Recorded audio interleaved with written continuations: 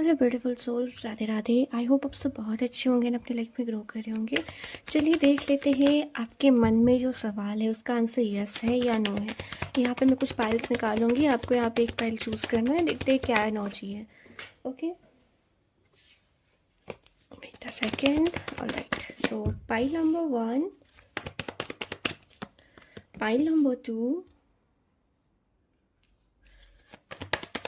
Pile number 3 and the pile number 4। ठीक है, यहाँ पे किसी भी एक पाइल को आप चूज़ कर सकते हैं। देखते हैं आपकी तरफ क्या एनर्जी है, आपका इच्छा जो भी आपके मन में है उसका आंसर यस है या नो। ठीक है, पूरी होंगी या नहीं। चलिए, फर्स्ट पाइल जिन्होंने चूज़ किया है, आपका आंसर है वेट का टाइम। ठीक है, वेट करने की ज़रूरत है आपको, थोड़ा सा टाइम लग सकता है, please have some patience. Second pile के लिए it's a yes definitely. Third pile के लिए yes, it's a yes, big yes for you. Fourth pile के लिए वेट करना पड़ेगा।